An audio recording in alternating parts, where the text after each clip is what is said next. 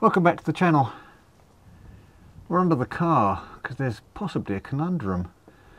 I hadn't thought about this until I'd packed everything away the other day, and now I'm wondering, all this lovely metalwork I've made here, yeah, I know they're going to be in the way.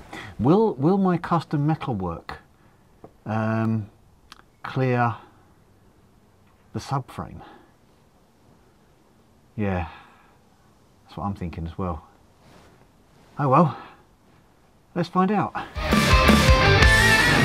Now, being as I've had a couple of comments and messages asking how on earth I managed to put a subframe in single-handedly, I thought I'd just show you quickly how I've done that while I make sure there's clearance for the boot. First thing I do is haphazardly drag the subframe to vaguely where it needs to go and then wiggle it under the car. With the subframe vaguely in place, I have the mounting sitting on here, but as you can see, they are loose and they are floppy. Two bad things all at once. But handy when you're putting the subframe in. So I'll lift it up and I'll line up the bottom hole on the side here. And I'll get one of the bolts and just kind of lightly seat it vaguely where it needs to go. Next, I do the same again, but with the other side. Let's put the top one in. Now, you may notice the subframe is up because it's resting on my knee, like so, which is handy because the next thing I do is hold that up and I put the bolts in that hold this part up. I then do the same on the other side. And when I say the other side, I mean this one here in there, like that. These ones can be a little tricky. As you may see here, they don't always line up. Oh no, that one's gone straight in. Lovely job. So, twists in, is held.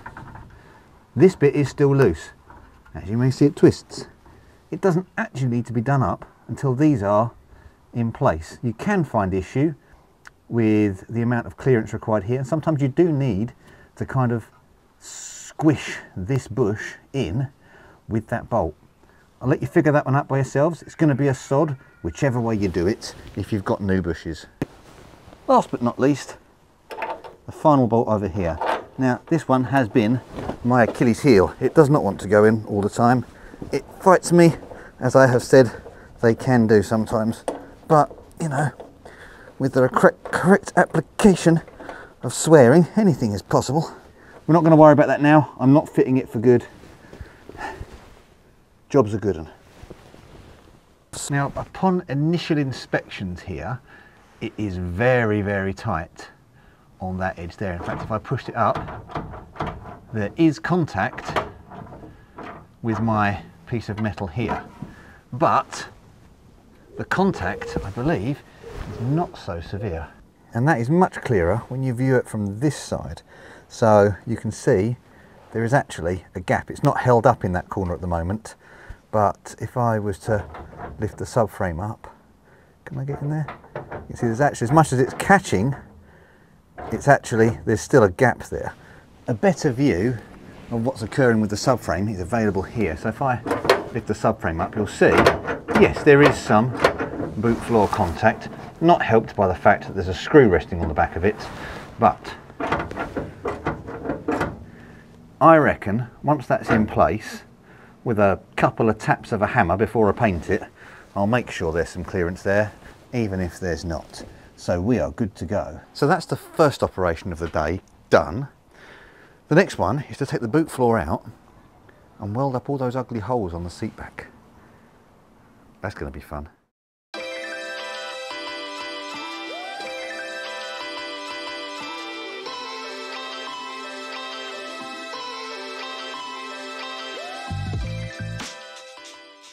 While you look at these holes behind me, it might not be entirely clear quite how many there are or what it is I've got to weld up. So let me show you things from the other side. This is the view from the other side. So yeah, you've got the seatbelt holes here and here and here and there, which I wasn't using. The extra ones I drilled here and here and here and here, which I was, that I've ground off. but I've burned a nice big hole through the back of the seat. And then where my spare wheel went here, which I don't like, where my fuel pump was mounted, which again I don't like, and then there's the odd pinhole here and there where I've been drilling stuff. So yeah, it's not great, and I do intend to make this at least marginally better. First things first though, this lot in here really could do with coming out. I'm not necessarily talking about the roll cage, but I've got that seat I want to get out because any fire that might happen in here, I don't want that damaged. The cardboard, the wiring loom, the old battery, the battery box. I mean, you look at this, I've got most of the interior of the car just kind of like stashed on that side at the moment. So, and while I'm in here, I'm probably going to look at this dash bar thing here.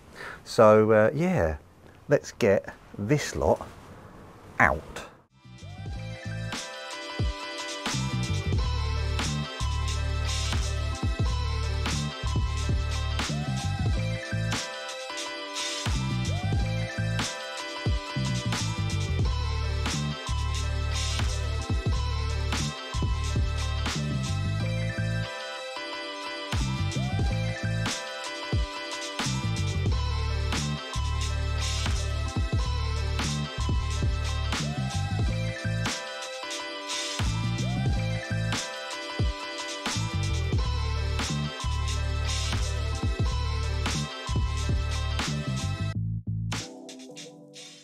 Now, while I'll admit this isn't an ideal workspace, and there are definitely some more things to do in here, the big holes in the floor can stay because they're meant to be here. Only that little hole there should probably be the same as that big hole over there, or is it maybe that one? So I'll do as appropriate to make those drain holes stay. Same with these four on the seats, they can stay because they're meant to be there. But I've got a plethora of holes on the floor here where my battery box was. I've ripped my battery cable leads out there because I don't want the battery living behind the seat because it was a real pain in the back end. And the same goes for a couple of bits and bobs over here. So these will all now be dealt with, as will these horrendous seat brackets that I did come up with, which I would like to forget that I came up with, or even them. I'm going to make a proper seat bracket frame because, I mean, yeah, it's all really unpleasant under there and I wouldn't like to rely on it in an event of a crash. So yeah, that's all jobs for the future. Right now we are focusing on this back seat. So welcome to my office for the next probably hour, although I will be ducking in and out of here. I'm going to leave this on time lapse, and but at the minute I've got this one set up with my bit of copper pipe on it, so I'm going to whizzy whiz clean it back to bare metal, then I'll weld up that one, then I'll do this one, then I'll start on these two. I'm going to work my way up the difficulty levels because I suspect these big ones over here are going to be a sod. And even once I've done that, I might actually try and flat back some of this really ugly bead of weld here and try and make it all look a bit nicer. Right, time lapse, let's get going.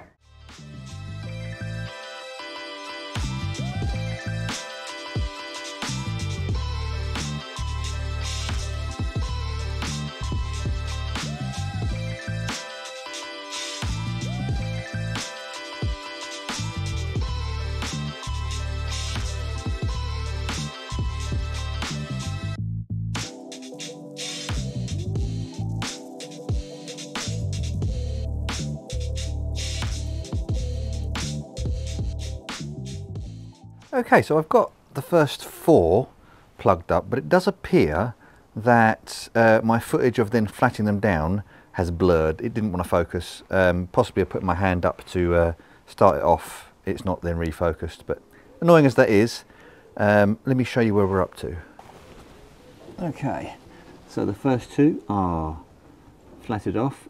I am fighting now with the compressor about this stuff down here, because as much as the 40 grit roll-lock wheels are taking it off nicely, the compressor can't keep up with me, my windy wheel. So we're going to up stakes a little bit and we're going to break out the big guns. So I've got a 40 grit flap wheel for my angle grinder to just sort of take some of the ugliness off from the outside. I'm then going to have a look at what it looks like from the inside and probably do the same there, and then I've got to plug any holes that then show up, which is, you know, it's those little pinholes that make things look rubbish. Anyway, that's where I'm up to. I'm not going to time lapse. The this bit here because it's a slow process, and it's a lot easier for me to crack on, and I'll show you what it looks like when I'm done, but you get the gist. And welcome back. It's basically been a week where I've been working on the car and actually not filming anything, just dealing with the holes in the back of the seat, because I'll be honest, it wasn't fun. Let me show you how it looks. There's a lack of uniform paint colour, which is annoying, but that will be rectified at a later date. But all of the ugliness is plugged. There's this little bit here. I'll come back to that. But yeah, all the holes in the back of the seat are plugged. If we go and have a look at the other side, here we go. So yeah, I know it's not the prettiest, especially down there. It's a hard one to deal with. If I don't like how it looks when I'm finished, I'll just put a bit of carpet over it, because I'll be honest, it's not the end of the world. The only holes that have remained are the original seatbelt mounts in the far corners, because I think I might need to use them. Not for seatbelts, but maybe for a cradle or something. I don't know. They just feel like they need to stay, so they're staying. I'll deal with the roll cage ugliness and the rest of the interior stuff, like getting all the rest of that sound deadening off of there, another day. The holes in the back seat there are going to stay. Some of the holes in the floor are just going to be for another day. I'm just kind of working my way gradually forwards, but yeah, those holes are just going to get new bungs put in. Those are going to get new bungs put in. The ones that don't need to be there are going to get filled up, and I've got to make one of those back to 20mm so that it matches where that hole should be. And then I'm going to put new bungs in there, just so I've got the original bungs in, just so water can get out. And now we come back to this bit of ugliness here. So what's happened here is where I have been just cleaning this weld that was really proud back as far as I can. Not trying to go completely flush, but it has gone in some places. It was nice.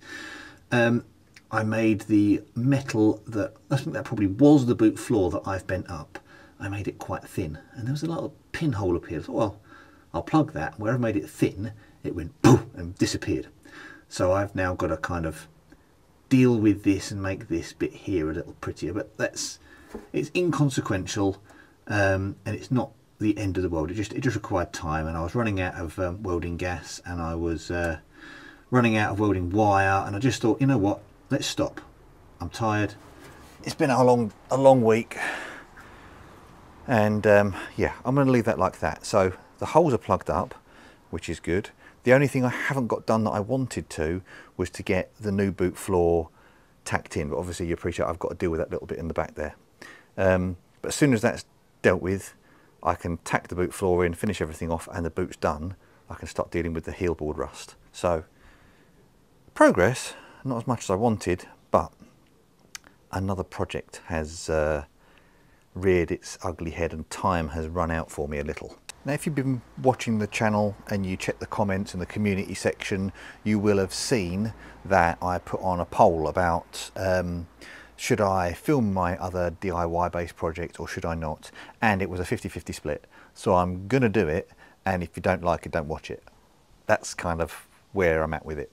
I'm not going to film it in the normal way. It's more going to be more vloggy than I normally would do, because it's quite an undertaking. So let me just introduce you to that project. We moved into this house in 2012, back into 2012, and we kind of knew it was a project, but everything was kind of okay. And the last 12 years of being kind of okay are no longer okay.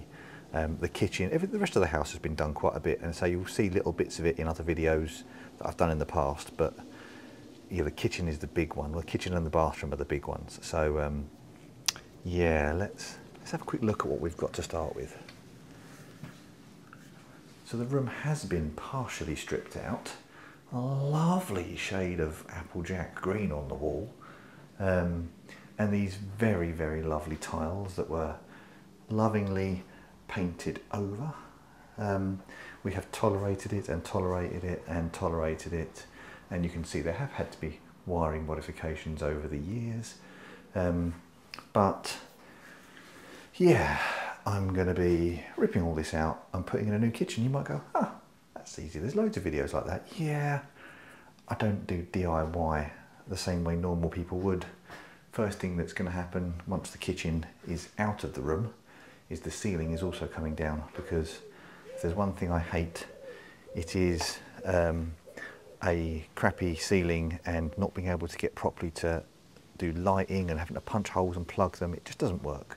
So that being only 9mm plasterboard will be coming down, and 2 layers of fireboard will be going back up, because there's a bedroom above there, safety first and all that. And I'm going to do as much of it as I can myself, but also I am having help this time. Whereas I've always done my DIY jobs myself, this is a big undertaking, and I have fitted a kitchen elsewhere with helping someone else, and it's a big job. I mean, yeah, we've also got a window and a door. We are changing the layout of the window and the door to a degree. There's going to be, it's a big job. So I don't want to give too much of it away, but that's what I'm going to be getting on with for the next couple of weeks. So I know it's not mini, and I know a lot of you are here watching mini stuff. So I do thank you for watching, and if you want to disappear and come back when the mini stuff's back on, absolutely, totally understand that. But in the meantime, I'm going to be getting on with that. Wish me luck. With all that said, if you are looking for more mini content and you're not sure where to go and to look, there is another channel, and he has mentioned me and we conversed.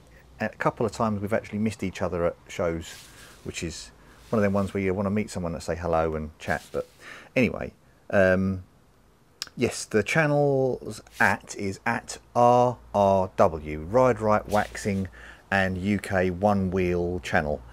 He does board wax, snowboard waxing in the winter. He rides a one wheel board type thing in the summer when he can, but also he has a mini. On Instagram he's Retro Mini 1330, I think it is, Retro 1330 Mini. I'll look it up. I'll put a thing on the screen, and I'll put his links in the description, because he's beavering away. His project is along a very similar vein to mine, and he's just where I've been beavering away at the body to put my 16 valve engine in. He's been beavering away on his bodywork, and he's just bought a 16 valve engine to put in his as well. So we're very much doing the tic tac of minis at the moment, with mine being orange and his being green. So go and watch his channel. He does some great content, very similar to mine. And yeah, give him a like, give him a subscribe, and bear with me. I will be back. Thank you very much for watching, and I will see you on the next one.